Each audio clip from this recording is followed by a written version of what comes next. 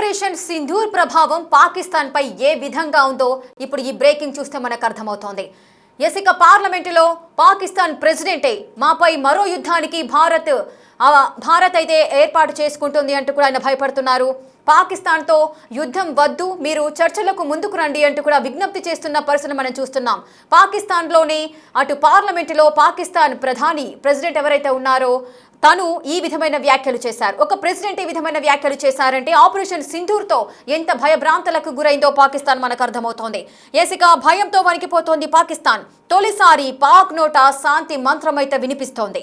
మాపై మరో యుద్ధానికి భారత్ రెడీ అవుతోంది అంటూ పాక్ ప్రెసిడెంట్ అయితే ప్రకటిస్తున్నారు. యుద్ధ క్షేత్రం నుంచి చర్చల టేబుల్ వద్దకు రండి అంటూ విజ్ఞప్తి చేస్తున్నారు. పార్లమెంటు సాక్షిగా ఆసిఫ్ అలీ జర్దారీ విజ్ఞప్తి చేశారు. ఆఫ్ఘాన్ పైన అక్కసు వెళ్లగక్కుతున్నారు జర్దారీ. భారత్ అనుకూల దేశంగా అభివర్ణించిన జర్దారీ ఆఫ్ఘాన్ కూడా చర్చలకు రావాలంటూ కూడా పిలుపునిస్తున్నారు. ఇక భారత్ మళ్లీ దాడి చేస్తే ఎలా అన్న భయంతో పాకిస్తాన్ ఉంది. ఇప్పటికే పీకల్లోతు ఆర్థిక కష్టాల్లో ఉంది పాకిస్తాన్. ఇక అప్పుల కోసం ప్రపంచ దేశాల ముందు కూడా క్యూ కడుతోంది. ఇప్పుడు భారత్ అటాక్ చేస్తే కోలుకోవడం కష్టమనే భయంతో ఉంది పాకిస్తాన్. అందుకే చర్చలు అంటూ శాంతి మంత్రం జపిస్తోంది అంటూ కూడా మరికొంతమంది అభిప్రాయాన్ని వ్యక్తం చేస్తున్నారు. ఇక ఆపరేషన్ సింధూర్ ఎఫెక్ట్ అనేది పాకిస్తాన్ పైన ఏ విధంగా ఉందో ఈ న్యూస్ చూస్తే మనకు అర్థమవుతోంది. మరోసారి భారత్ దాడి చేసే అవకాశం ఉంది. ఆ దాడికి సిద్ధమవుతోంది భారత్ అంటూ కూడా వారు భయపడుతున్నారు. సో యుద్ధ క్షేత్రం నుంచి బయటకు వచ్చి చర్చల ద్వారా శాంతియుత ఉండాలి అంటూ కూడా పాకిస్తాన్ ప్రెసిడెంట్ కోరుతున్న పరిస్థితులను మనం చూస్తున్నాం. ఏకంగా పార్లమెంటు సాక్షిగానే ఆసిఫ్ అలీ జర్దారీ ఈ విజ్ఞప్తి చేశారు. మనం చూడొచ్చు, ఆఫ్ఘాన్ పైన కూడా ఆయన అక్కసు అయితే వెళ్ళగక్కుతున్నారు. అటు భారత్ అయితే అనుకూల దేశంగా ఉంది అంటూ కూడా ఆయన అభివర్ణిస్తున్నారు. మరి ఏంటి, ఎందుకు భారత్ని ఈ విధంగా అభివర్ణిస్తున్నారు అనే క్వశ్చన్స్ కూడా రేజ్ అవుతున్నాయి. ఎందుకంటే భారత్ ఏ విధంగా దాడి చేసింది, సో దీనికి సంబంధించి ఆపరేషన్ సింధూర్ చేపట్టడానికి గల కారణాలు ఏంటో మనందరికీ తెలుసు. ఈ నేపథ్యంలో ఆపరేషన్ సింధూర్తో వారైతే భయపడ్డారు. కానీ పాకిస్తాన్ ప్రెసిడెంట్ ఈ విధమైన వ్యాఖ్యలు చేయడానికి గల కారణాలేంటి?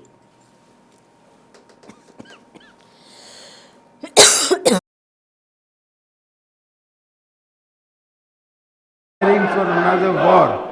As a lifelong advocate of regional peace, I would not recommend it. Today, trapped in the strategic short-sightedness, India's leaders said they are preparing for another war. As a lifelong advocate of regional peace, I would not recommend it. Today, trapped in the strategic short-sightedness, India's leaders said they are preparing for another war. As a lifelong advocate of regional peace, I would not recommend it. Today, trapped in the strategic short-sightedness, India's leaders said they are preparing for another war. As a lifelong advocate of regional peace, I would not recommend it. Today, trapped in the strategic short-sightedness, India's leaders said they are preparing for another war. As a lifelong advocate of regional peace, I would not recommend it. Today, trapped in the strategic short-sightedness, India's leaders said they are preparing for another war. As a lifelong advocate of regional peace, I would not recommend it. Today, trapped in the strategic short-sightedness, India's leaders said they are preparing for another war. As a lifelong advocate of regional peace, I would not recommend it. Today, trapped in the strategic short-sightedness, India's leaders said they are preparing for another war. As a lifelong advocate of regional peace, I would not recommend it. Today, trapped in the strategic short-sightedness, India's leaders said they are preparing for another.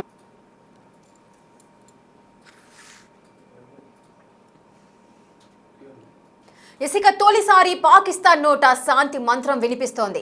ఏంటి, ఉన్నట్టుండిగా పాకిస్తాన్ శాంతి మంత్రాన్ని జపించడానికి గల కారణాలేంటి? భారత్ మాపై మరో యుద్ధానికి తెర తీస్తోంది అంటూ కూడా వారు అభిప్రాయాన్ని వ్యక్తం చేస్తున్నారు. పార్లమెంటు సాక్షిగానే పాకిస్తాన్ ప్రెసిడెంట్ ఈ విధమైన వ్యాఖ్యలు చేశారు. భారత్ మాపై మరో యుద్ధానికి సిద్ధమవుతోంది అని. నిజంగానే భారత్ పాకిస్తాన్ పై మరో యుద్ధం చేయడానికి సిద్ధంగా ఉందా?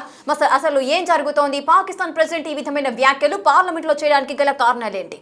పూర్తి డీటెయిల్స్ మా ప్రతినిధి శివ అందిస్తారు.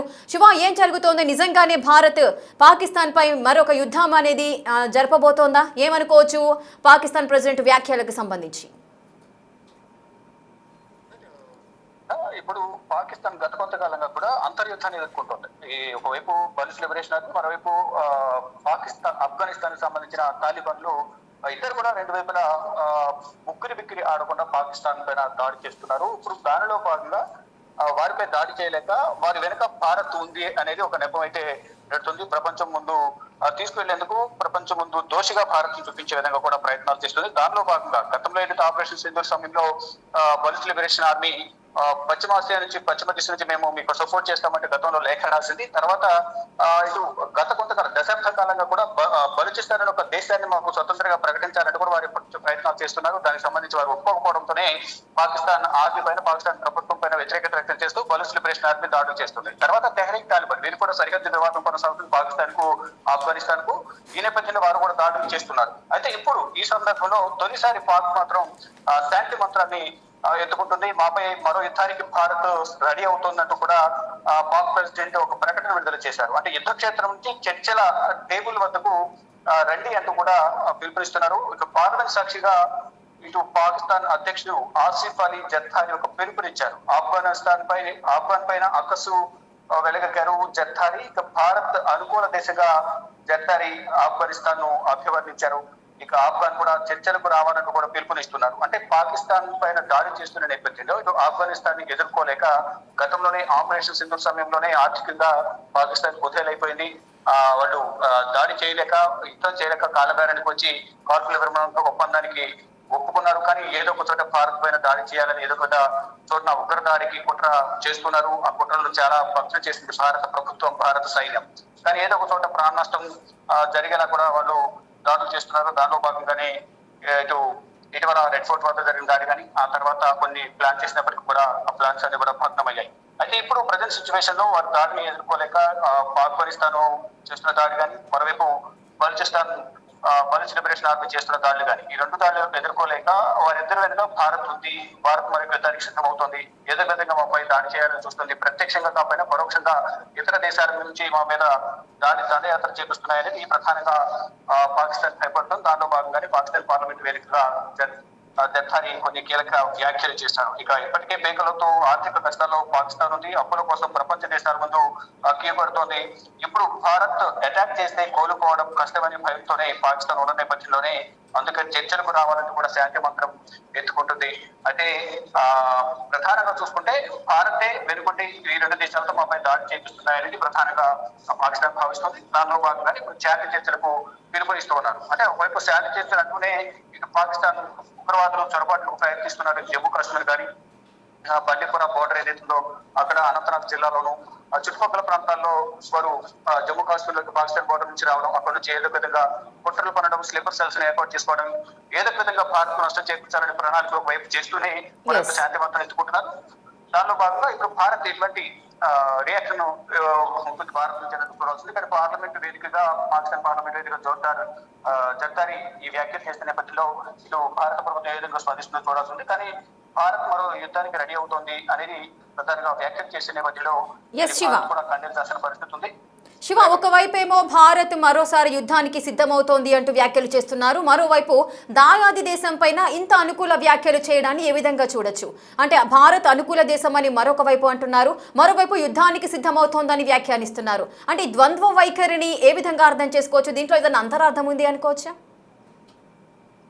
ఒకవైపు శాంతి చర్చల పేరుతోనే వారు చర్చలు జరపడానికి సిద్ధమవుతున్నాయి. మరోవైపు ఏ విధంగా దెబ్బకొట్టాలని వ్యూహాలతో కూడా ముందుకు వెళ్లేందుకు పాకిస్తాన్ ప్రయత్నాలు చేస్తుంది. దానిలో భాగంగానే వ్యూహాత్మకంగా ఇటు మొదటి నుంచి కూడా చూస్తున్నాం.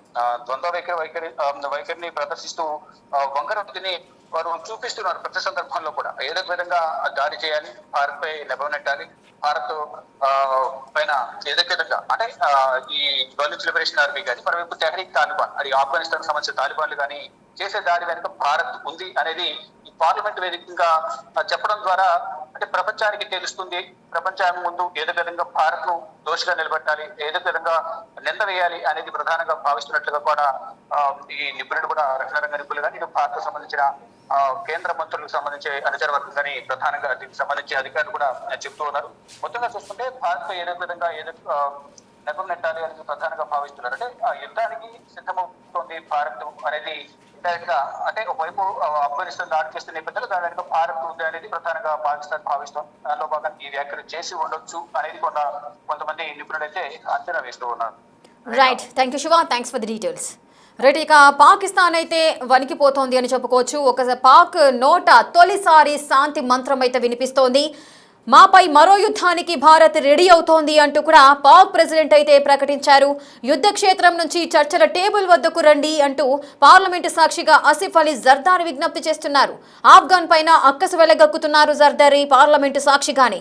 అటు భారత్ అనుకూల దేశం అంటూ ఒకవైపు, అదేవిధంగా భారత్ మరో యుద్ధానికి దారి తీస్తోంది అంటూ కూడా మరొక వైపు, ఈ విధమైన ద్వంద్వ వైఖరితో పాకిస్తాన్ ప్రెసిడెంట్ పార్లమెంటు సాక్షిగా ఈ విధమైన వ్యాఖ్యలు చేశారు. మరి ఏం జరగబోతోంది అంటూ కూడా చర్చలు అయితే జరుగుతున్నాయి. అటు ఆఫ్ఘన్ కూడా చర్చలకు రావాలి, అదేవిధంగా భారత్ అనుకూల దేశంగా అని అభివర్ణిస్తున్నారు. భారత్ మళ్లీ దాడి చేస్తే పరిస్థితి ఏంటి అనే కోణంలో వారంతా ఆందోళన చెందుతున్నట్టుగా కనిపిస్తోంది. ఇప్పటికే పాకిస్తాన్ అయితే పీకల్లోతు ఆర్థిక కష్టాల్లో అయితే ఉంది. అటు అప్పుల కోసం ప్రపంచ దేశాల చుట్టూ కూడా తిరుగుతూ క్యూ కడుతున్న పరిస్థితులు నెలకొన్నాయి. ఇప్పుడు భారత్ ఒకవేళ అటాక్ చేస్తే కష్టం అనే భావనలో కూడా పాకిస్తాన్ ఉన్నట్టుగా మనకు కనిపిస్తోంది. మరి ఏం జరగబోతోంది అన్న కోణంలో విశ్లేషకులు అయితే ఆలోచిస్తున్న పరిస్థితి నెలకొంటున్నాయి. ఒకవైపు భారత్ మాపై మరో యుద్ధానికి సిద్ధమవుతోంది అని వ్యాఖ్యానించడం, మరోవైపు భారత్ అనుకూల దేశం ఆఫ్ఘన్ కూడా చర్చలకు రావాలి అంటూ కూడా ఆఫ్ఘనిస్తాన్ కూడా చర్చలకు పిలవడం, యుద్ధ క్షేత్రం నుంచి చర్చల వద్దకు రండి అంటూ కూడా విజ్ఞప్తులు చేయడము ఏ విధంగా చూడొచ్చు అనేది కూడా చాలా మంది మదిని తోలుస్తున్న ప్రశ్న ఇది. సో ఈ ద్వంద్వ వైఖరికి సంబంధించి కూడా అనేక ప్రశ్నలు లేవనెత్తుతున్నాయి. మరి ఏం జరగబోతోంది అనేది చూడాలి. Short-sightedness, India's leaders said they are preparing for another war. As a lifelong advocate of regional peace, I would not recommend it. Today, trapped in the strategic short-sightedness, India's leaders said they are preparing for another war. As a lifelong advocate of regional